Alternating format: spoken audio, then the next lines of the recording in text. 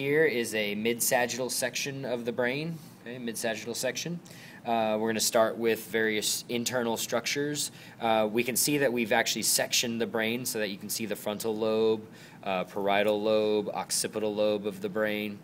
We can see the cerebellum of the brain, medulla oblongata, pons, midbrain of the brainstem.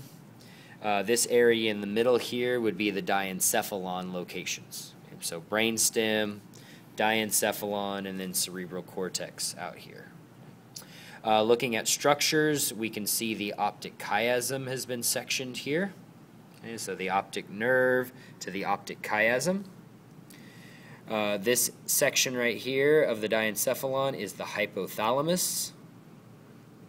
Right underneath here we can see a bump of the hypothalamus. This is a nucleus called the mammillary body. You can see a portion of that there. So we move this way, we can see this rounded structure. This is the thalamus of the diencephalon. And this structure here is the intermediate mass, okay, or interthalamic adhesion. It's what connects the two thalamic lobes together, right side and left side. These blood vessels that you see here, that's the choroid plexus. So this is where you find the blood vessels and ependymal cells that help to create the cerebrospinal fluid. This would continue as the epithalamus structure. Okay, so epi means upon the thalamus. So this is all epithalamus here, and it concludes as this gland right here called the pineal gland.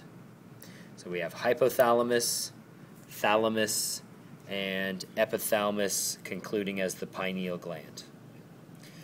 The space that you see running through here is third ventricle. So we're looking at third ventricle. And the third ventricle has the cerebral aqueduct. So we can see the cerebral aqueduct running through the midbrain. And then it opens up into the space that we call the fourth ventricle, right here between the pons and the cerebellum. And then this would continue down eventually as the central canal running through the spinal cord.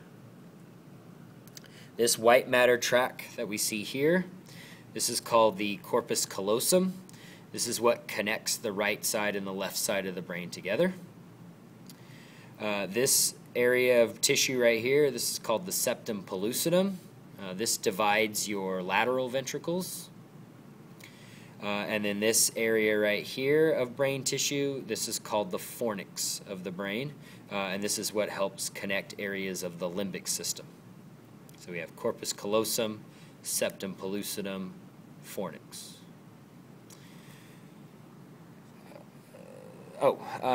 The gray matter of the brain is predominantly the outer section, which we call the cerebral gray matter. Okay. This area out here, or cerebral cortex area. White matter predominates towards the interior, but you will have areas of gray matter scattered throughout the white matter areas. Let's do one more thing. On the posterior, I'm going to take this apart just a little bit. On the posterior aspect of the midbrain, oops, sorry about that, you can see two bumps here. Okay, there's actually four of them if we had the full brain together. The upper bump here, that's called the superior colliculus, and the one below it is called the inferior colliculus. All four of them together would be called the corpora quadrigemina. And then this white matter area, if we put this back together here, this white matter area of the cerebellum, as you can see here, there's white matter of the cerebellum. That's called the arbor vitae of the cerebellum.